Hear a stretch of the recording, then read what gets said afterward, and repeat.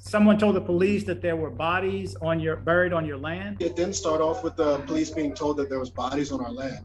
The victims' families first went and told the police that an American had a cocaine plantation on his property. And then I started with the first home, and while the police were raiding the first home, where my brother and I were sleeping, the victim's family went behind the home and started to dig without police supervision.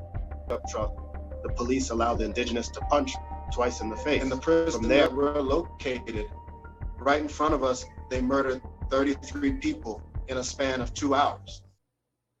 Okay, guys and gals, I have given you a little bit of information ahead that I just played to get you up to speed on the brothers' case in Ecuador, or at least give you a tidbit of some of the information if you're not familiar with the case. Now, every other day, somebody asks me, what's up with the brothers? What's up with the Stephenson brothers? What's up with the Reed case? Anything going on in either one of these cases? Now, there's more going on than I can say, but what I'm here to announce today is the opportunity to ask questions directly to the Ecuadorian ambassador, as well as to the United States ambassador to Ecuador. It's going to be a conversation between Ambassador of Ecuador to the United States, Ivan A. Baki, and U.S. Ambassador in Quito, Michael J. Fitzpatrick, okay? It's going to be this Wednesday, December 7th at 10 to 11 a.m. Eastern Standard Time. And this is the most important. I have to be exact on this. This is going to be this coming Wednesday, 3 days from now. I'm posting this on Sunday. And it's going to be Wednesday, December 7th, 2022 at 10 a.m. to 11 a.m. Eastern Standard Time, okay? Now, you have to have this link. So I will put this link in the body of the description of this video, because there's two that you're going to have to utilize. And one is RSVP to be able to ask questions and even view and listen to the conversation. I'm going to make sure that link is in there. What happens is you get an email shortly after that. And I've received that email, and it gives you just a little bit more details and all the Zoom links and so on. Now, it also stated that you can ask questions via the Q&A function in Zoom, but you can also email as well. And I'll make sure that email address is in the description of this video as well, because let's go ahead and pile up a bunch of questions ahead of time, just in case for some reason we don't get called on during this 1 hour discussion. I don't know how it's going to go. I don't know exactly what the format is. I'm familiar with Zoom. But the fact that we get the opportunity to raise our hand and ask questions, here's our opportunity. So I will be sending a bunch of questions ahead of time, and I'm asking you to do the same using that link in the description of this video. I will entitle each one properly. But again, this is going to happen Wednesday, December 7th, 2022 at 10 to 11 a.m. And you need to, and that's Eastern, and you need to RSVP to be able to the link for Zoom, as well as the link to ask the questions too. So this is very important. Everybody keeps asking me for an update. A lot has happened. But as of about 2 months ago, they were granted the revision, which is almost like an appeal, where they get to ask more questions and present more evidence. Let's focus on the good, because there's some not so good going on right now. Ronell is still suffering with cancer. This has been a struggle. If you have not been following along on these videos, watch the video I'm getting ready to play, and then go and watch the links to all the other videos, or just look up the Stephenson Brothers. And by the way, they are from Washington, D.C. So I feel a special kinship with the brothers, with their father, with the attorney. We have to do something. Here's our opportunity to help other travelers. These people just went abroad and living my dream, wanted to have their own place, 125 acres. Do you know what 125 acres is? And here they get hemmed up for something they didn't do. Now, I'm saying they didn't do it because I read the judge's decision. Okay, I didn't just go on what they said. But you be the judge. Watch the interviews, see what you find out, and gear up more questions. And make sure you fill out this link. We need your assistance in this case. Now, I got this from Mr. Stephenson, Roger and Ronell's dad. So he's asking me to put this out there. So here you go. I'm asking you guys for your assistance again, just like you helped with the Reeds and you stepped up and you contacted. Not everybody helps. I get that. Some people don't help. Some people don't give. I get that. But I'm talking to you people, the ones that do, the ones that do help, the ones that do give. This all, life is secular. All this stuff you give, good comes to you. We need assistance in this case. I'm telling you, I've done my homework. They did not do this crime. It's so easy of a setup, and you can see who did it. And just watch this first video and you'll be able to see who did it. But unlike the Reed case where there was 5, 6, 7 possible suspects, there's really only one in this case and his family. You be the judge of that, but watch all the videos, get all the information that you can on this, and then ask the questions. Again, I am asking you, my viewers, all my awesome viewers too, to reach out on their behalf and ask questions. If you are skeptical, ask questions, and just ask questions about what they've done and what they've heard, what they know, what they're aware of. Put them on the spot. Let's do our job as travelers. Let's jump into this video. I'm going to play this video that was on Revolt TV. Listen to this one, and then click the links at the end and watch the other videos as well. Thank you, guys. As usual, travel, but travel safely. Welcome to Revolt Black News Weekly. I'm your host, Ebony K. Williams.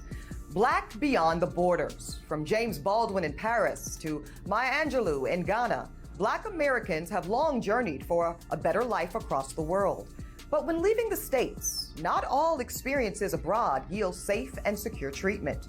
In 2014, John Stephenson left America for his ecotourism dream in Palora, Ecuador. And as those plans became a reality, his older brother, Runel, joined by his side. But within 3 years, an American dream for two brothers with booming success in a foreign land turned into an Ecuadorian nightmare.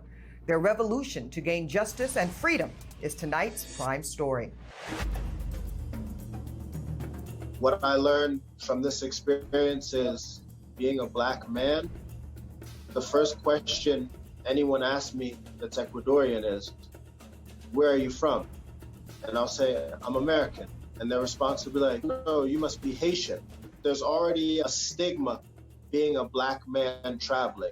From Ivy League to incarceration, John, with his brother Runel at his side, spoke to us about what they say is a wrongful conviction and a 34-year sentence that started with a tainted arrest. Around 4 or 5 in the morning, our door gets bust in. One set of gentlemen in ski masks with large guns yelling, everybody get on the floor, get on the floor, get on the floor. The prosecutor says, you know why I'm here, you know why I'm here. Tell me why I'm here. I said, I do not understand why you are here on my property. I haven't even seen a warrant. We see 50 or 60 indigenous Shuar that are from the Tawasip community roaming throughout our property, when we later come to find out that they were on the property since 3 in the morning, 2 hours prior to the police arriving to serve the warrant. One of the members of the Tawasip community comes and punches me in the face.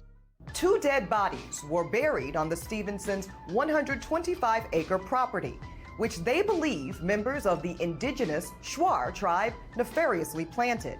But why? The Stephenson brothers not only see their American nationalities as lawful impositions, but their Blackness as overall obstructions.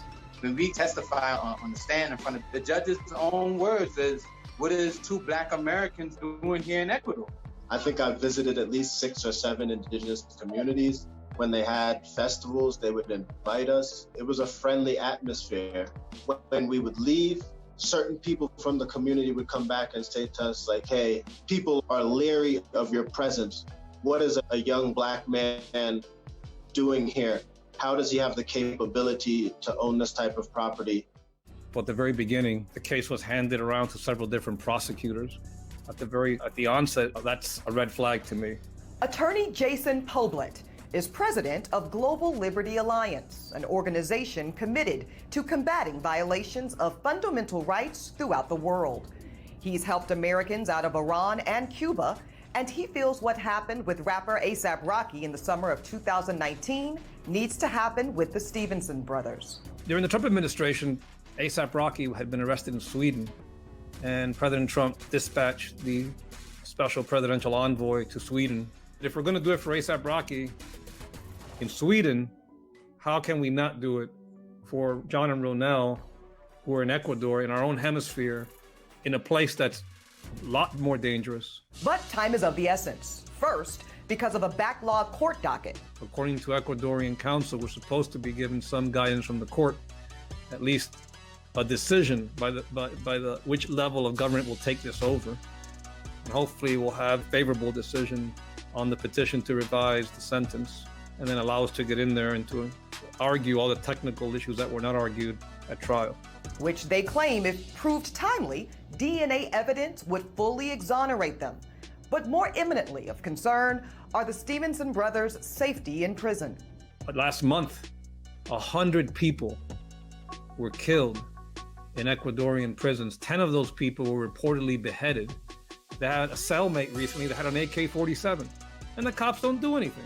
While the prison system in this country is atrocious, the most important thing is that Americans are aware of our situation. And with that, we bring in our panel. Joining us is Ronell and John Stephenson's father, Robert Stephenson, investigative YouTuber who's extensively reported on the Stephenson Brothers story, Rob Christian. Welcome both of you to the show. Thank you. Thank you. Thank you very much. Yes. Now, Rob, you've reported a lot on the Stephenson Brothers story, as well as various other stories abroad. So when Black folks actually cross the borders of this country, would you say they're safer before or after they leave? I'd actually say after we leave. I'd say we're safer living abroad. I actually lived in Medellin, Colombia for about 3 months. In the first 2 weeks, I heard gunshots. I still felt safer than I do in the U.S. Now, I think it's an issue of learning the culture, learning the language, and blending in. And I think with the Stephenson Brothers, I think the issue that they had was an anomaly, an issue of a family or the head of a family or clan who is either attempting a land grab or a money grab, something like that. But I would honestly say I felt safer and I feel safer when I leave the U.S. Thank you, Rob. Mr. Stephenson, what role, if any, do you think that just being Black Americans had for your sons versus their American identification? How much of their incarceration do you think is because they're Black? Between 70 and 75% because they're Black. I think the rest is about money. Every high power attorney and even a couple of the ex-judges in Ecuador, they said, the only reason your sons are in the predicament, first, they're Black, and two, because they're Americans. Wow, actually said the words. Now, Mr. Stephenson, you were with your sons in Ecuador about a week prior to their arrest. Now, had you not flown back exactly when you did, your sons believe that you very well could be incarcerated with them in this moment. What is your reaction to that? To be honest with you, it would have been myself and my wife would have been incarcerated. And my wife is a FAA official, and that would have been an awful mess if that had happened. And we had gone down there to help my sons in the expansion they were doing on the farm because they had not so long before gotten an agreement with Tabasco Pepper Company to plant 20,000 peppers on the farm. Wow. And my sons were recruiting more employees to expand on the pigs that they were going to raise and the chickens that they were raising, along with all the vegetables they were planting. Yeah, what I hear you saying, Mr. Stephenson, is that your sons weren't just inhabitants of this country. They were doing extremely well financially, very savvy businessmen. Do you think that success had a lot to do with their arrest? The farm had turned around from when we got it to something that looked like a little city. Okay, They had wide roads through the farm. It was street lights on the farm. John set up a bar or a nightclub on the farm. He literally stole a lot of customers away from businesses in the town. After he got there, he started to do bodybuilding and then into bodybuilding contests and won Mr. Ecuador twice. And then the rumor was going around that he might run for mayor of the town. And the head of the Samorano had been trying to run for mayor for at least 4 or 5 times prior and didn't get through. How are you feeling right now emotionally, Mr. Stephenson? Are you able to have any communication with your sons? And how are you and your wife doing? I think after 4 years of going through this ordeal, we have come to be a lot more settled and accommodating with some of the situation as it is. What is so troubling is that there were so many people who really liked John and appreciated John for what he was. And I saw certain key signs that he didn't see. And he said, when I go into town, some little business owner will say to me, John, I haven't seen you in a while. Were you locked up? And he would say, why would I be locked up? I don't do anything. And I will say an old colloquial term, if a blind man says he's going to pelt you with a stone, he already has a stone in his hand. He can't go looking for a stone. And he would say, Dad, they can't do anything to me because I'm not doing anything. And I said, we can see, because if people want you, they'll find a way to get you. Robert, let me ask you, in your reporting, any help for these Stephenson brothers from America? That hits a nerve for me. To be honest with you, that's where the U.S. is really lacking. This should have been a mainstream story 3-4 years ago. And to be honest with you, I'm not seeing where the wheels are actually turning the way that they should be turning right now. How much of a role do you think the blackness of the Stephenson brothers plays into that? Do you think they would be dealt with differently if they were white people imprisoned abroad? I report a lot on Colombia, and I look at case after case where missing person, or missing girl, or missing guy. And if I look at the pictures, what conclusion can I draw other than it's the fact that they are black, that they are not, that the representatives are not moving faster and harder, and as they should. Mr. Stephenson, I want to ask you before we go, for those that do want to bring more mainstream attention to the case of your sons and want to make sure that this is handled with the appropriateness that it should, what can people do? What would be your ask of the diaspora who wants to make sure that your sons get the justice that they do deserve? More pressure should be brought to bear on the State Department. More pressure should be brought on the embassies. People can try to reach out to their own representative. They can also ask to have bills. America contributes a lot of money in terms of grants to Ecuador. They can hold their funds and say, all we are asking you to do is to apply justice. Listen, Mr. Stephenson, know that we are praying for you and justice for your sons. Rob Christian, brother, we appreciate your time and expertise very much. Headed to Medellin, Colombia? See my guy Andres with Nomad Travel for safe airport pickups and drop-offs and tours. Contact information in the description below. We have a YouTube channel, like it. Please comment and share if you like the video. Please subscribe and kick the bell.